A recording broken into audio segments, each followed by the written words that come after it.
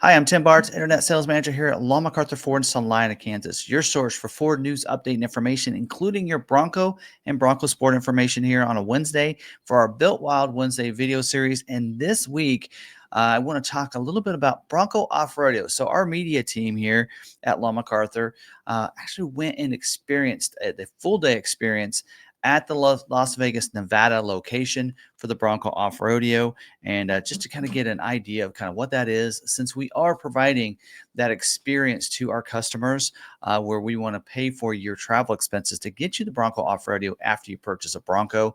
Because when you purchase a Bronco Sport, including Raptor, then you get a full day experience at Bronco Off-Roadeo. If you like videos like this or Bronco videos, make sure to subscribe with the bell notification turned on so you don't miss any of these videos. Let's get into this and kind of talk about this. So your day at Bronco Off-Road kind of starts with registration, getting there, getting registered. They kind of break you into different teams. They have basically a trail guide that takes about 5 different Broncos out on the trail. So keep that number down so that your experience and your one-on-one training is helpful. And so you can learn a lot. So they kind of break you into groups. You get wristbands and such. You get a nice little water bottle as well. And they kind of can do an intro talking to you a little bit about some of the safety, some of the things you're going to do, and kind of give you that schedule of what they plan to do for the day. Also, that you get coffee. They have some snacks that you want to grab. So that in case you get hungry throughout the day, you have a snack, water, that kind of thing as well. And then they get into some classroom time in a sense.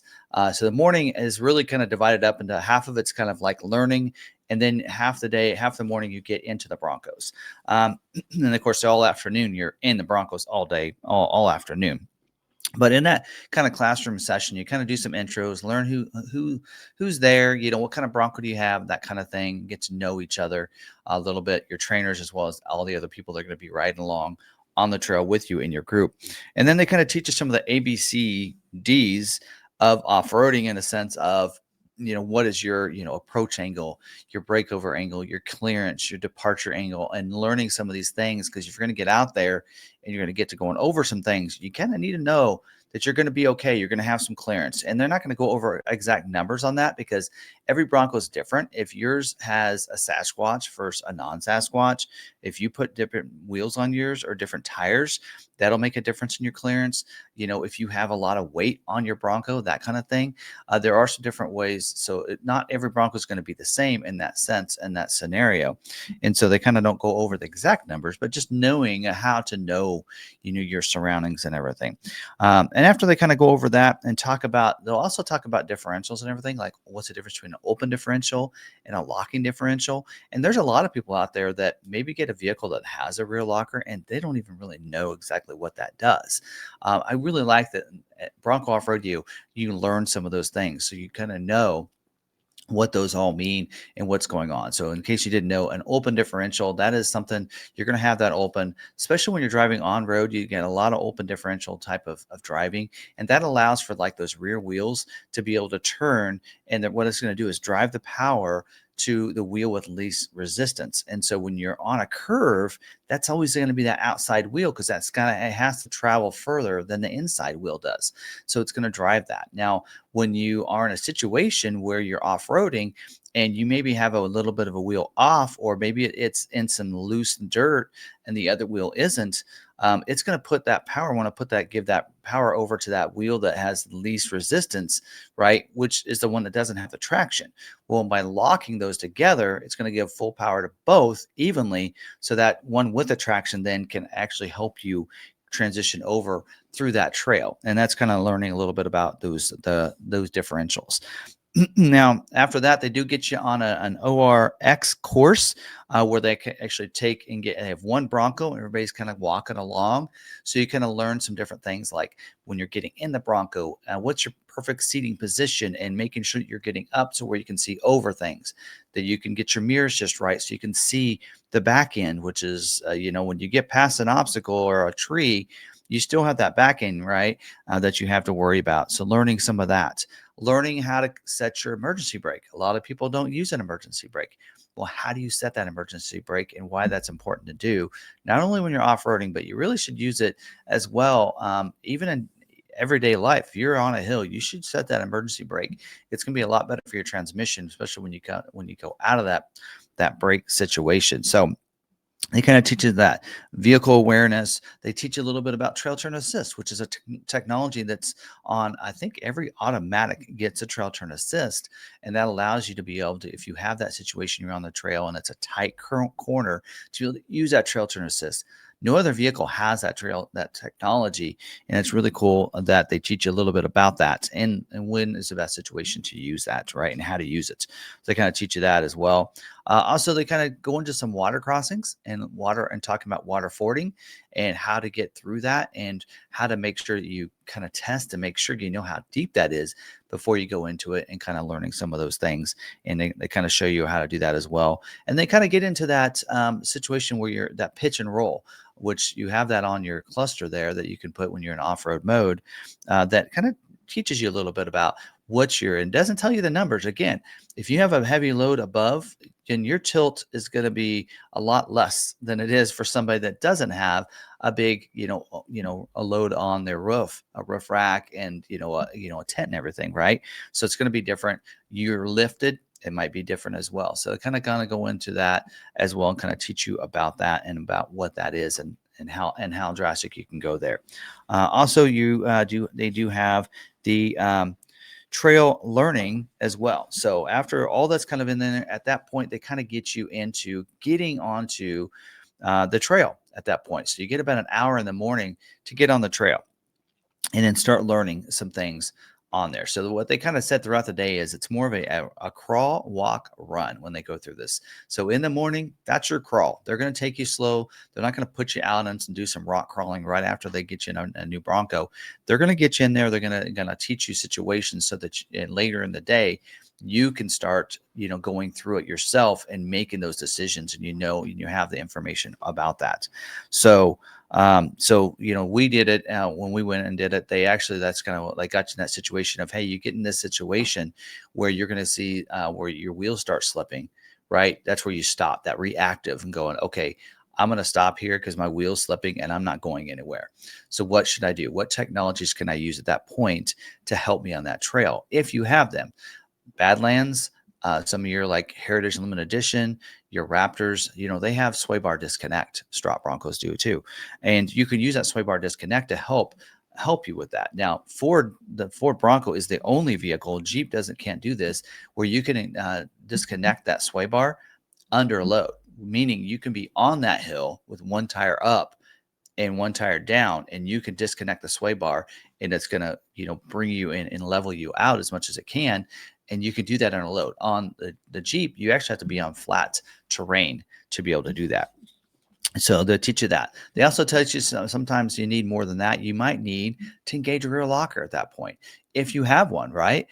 So that if you feel that wheel slipping, engage that rear locker or front locker. You can engage those separately from each other. Like Jeep, I believe you have to do a rear locker by itself, but if you want the front locker, you also get the rear. So you can do those separate in the Bronco, which you can't do in the Jeeps. So you're kind of learning that and learning how that rear locker works, and to also go slow and let the tires grip and let the tires do the work and get you through that. So I kind of talk about that a little bit, and we'll get into some other things that we learned too. So I kind of learned that, and then we got to doing some light off-roading. Again, some of that crawling of just working through that and learning that. We actually didn't engage the rear locker and such after that. Just kind of learning and getting there and talking about finding your lines, working through that, knowing that, hey, those rocks, there's friendly rocks and there's none unfriendly rocks, right? Those pointy ones aren't friendly, but also using those rocks to help you gain clearance. And they kind of taught us that and kind of went through that as well in different situations. At that point, we kind of had lunch, and then we got into I would say the walking portion of off-roading, where they kind of tell you how to use some of the other technologies that your Bronco has, like your hill descent control. So we had a lot of fun on this one hill. We went through it twice. Everybody did. And so you can kind of see a little bit about that of turning and going downhill and how the hill descent control works and how to engage it on your Bronco, and how it's a very valuable thing coming down a hill, because it'll go up to like a half a mile an hour, but it engages that hill descent control to help you when you're sliding right? And knows what to do, and it just kind of does it. It's great technology. So we kind of learned that on that hill. And then we had another situation where we actually were going uphill, and we kind of learned what that little button on the goat mode does. That little button right in the middle of the goat mode, right? The little car there, that every vehicle, every automatic will have, that'll have that button. And you can have up to 2 or 3 different technologies with that button, depending on what engine you have. So if you have an automatic, you're going to get hill descent control on with those vehicles, those automatics, whether you have a 2.3 or 2.7, you're also going to get that trail control. So we talked about that trail control, which I always talk about. That's your cruise control for the trail. That allows you to be able to adjust that, and it's going to just keep that speed for you when you're going along. So it kind of told us how to get into that and how to adjust it, and how valuable that is, and where that would be useful for you. They also talked about to us about left foot braking, and they kind of talked about how to do that. Now, I actually used the left foot braking earlier because I saw somebody that was kind of bumping down. And so I'm like, I use a left foot braking coming down the hill in a situation. And so they kind of said there is left foot braking. And I'm glad that they teach this, because not every location will teach left foot braking. Texas is real big about it. I'm glad that they're teaching it in Nevada as well. And then maybe it's an instructor thing. But left foot braking, and that is where you're using the left foot to brake the vehicle and the right foot for the gas. And then there's situations in off-roading where you would want to do that, and it'll help you from that jerking, right? Or help you get traction as well. And so, especially those that maybe you have a Bronco and you don't have that rear locker, because it is no longer standard on every vehicle, and you can't add it as a standalone option like you used to. So if you're out there and you have that Bronco, that base Bronco, or maybe you have an Outer Banks or a Big Bend, you don't have a rear locker, that left foot braking can almost act as a rear locker in a sense, that you can actually make that wheel kind of slow down. So I use it in situations sometimes where you brake it, you use the gas pedal to kind of move you forward, or you get the gas going just right, you let off a little bit from the brake, and you get the movement where you need to, so you can start going. So kind of talked about that. And then also it kind of talked about the technology that Broncos have with the 2.7 liter, and that's the one pedal drive, which in a sense is left foot braking. But if you're not good with left foot braking, you can use that. So you basically just using your accelerated pedal as your brake, right? So when you let go of the accelerated pedal, it's braking. So you don't have that jerking and everything. So so kind of that kind of taught us some of those technologies. So some great technology. So you're learning a lot of the technologies that your Bronco has when doing this. Of course, we use these technologies going up this hill, that we had some fun with, and getting up to beautiful scenery up there as well. But then at that point, kind of took a bathroom break, chatted a little bit about goat modes. So that's a go over any type terrain modes. There are 8 goat modes in the different Broncos. Not all Broncos will have. In fact, not all of them will get 8 of them at one time. Most will get 6 to 7 of those. Base gets 5. And so he kind of went over. There's like 4 of those that are on-road goat modes, which is your normal, your eco. You also have a sport mode in some situations in some vehicles, and you also have slippery mode. About all of them will have slippery. And so in those on-road modes, kind of talked about what it does. And so those different modes are going to help the shifting of the transmission, the throttle response you have, and different things in the vehicle, and even suspension and all that, based on those different goat modes. And so it's really important to use those goat modes. I was really surprised that we didn't use the goat modes at all for most of the day until the end. And I'm like, why didn't we use those? Because I use it all the time in mine. I always put mine in mud ruts mode. And then, of course, you have your off-road modes, like your mud ruts mode and your Baja mode, your rock crawl. So usually you won't have a mud ruts and a rock crawl. You'll have one or the other. And then also your Baja mode, and some vehicles don't have a Baja. They might have a sand instead. So those are those 4 off-road modes that we'll put it in automatically. You put it in one of those off-road modes, and a lot of times we'll go ahead and shift it into 4 high or 4 low, or allow you to put it in neutral. So some people are kind of concerned about that there. If you accidentally shift that into one of those that puts it in 4 low, nope.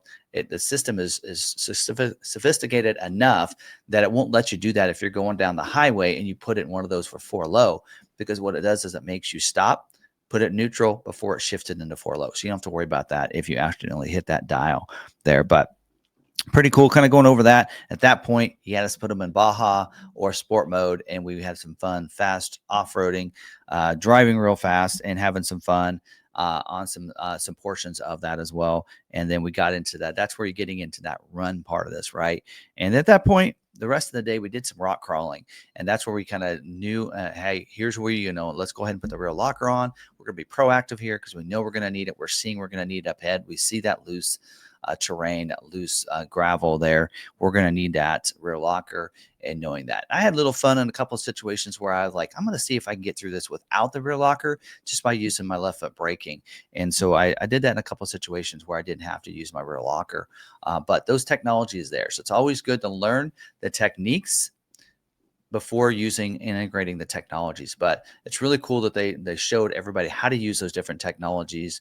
We did some fun off-roading and some rock crawling the rest of the day, and just really enjoyed it and had some fun. And then of course wrapped it up at the end with a dinner as well, that you can enjoy with, talking to everybody else that's there and kind of talking about your day and everything else. So it's a lot of fun. Again, it's a great experience. And if you get a Bronco and maybe you're saying to yourself, I'm never going to go off-road, there's some things that you can learn from that really help you, even if you're not. Maybe you're in a situation where you're in some snowstorm or you're in some heavy downpour rain. Learning the go modes and learning what they are and learning some of the technologies and everything else can really help you in other situations, not just off-roading. So, but it's a great experience regardless. And so I do recommend that you go if you get a Bronco. And if you get a Bronco from us, again, we pay for that travel expense. We pay for your flights, your lodging, right? Any rental cars you might need to get up to $1,000, and you can do it for under $1,000 on a lot of locations. So take us up on that. Great experience and a lot of fun. Again, Bronco Sport has an experience as well. Raptor, it's at Nevada, so you'll need to go there if you get a Raptor, but it's a great experience. You need to go and do this. It's just so much fun. Thanks to everybody at Bronco Off-Roadeo. All the trail guides, all the staff is just wonderful. They're all knowledgeable. They're all, very smart, and they know how to take care of you. And yes, very safe as well in doing that. So thank you very much for watching this video in this week. So I wanted to kind of talk about Bronco Off-Roadeo, our experience. Hope you guys did enjoy the video. Make sure you subscribe with the bell notification turned on so you don't miss any of our videos. And until the next video, stay positive, be kind to one another, be kind to yourself, and have a great Built Wild Wednesday.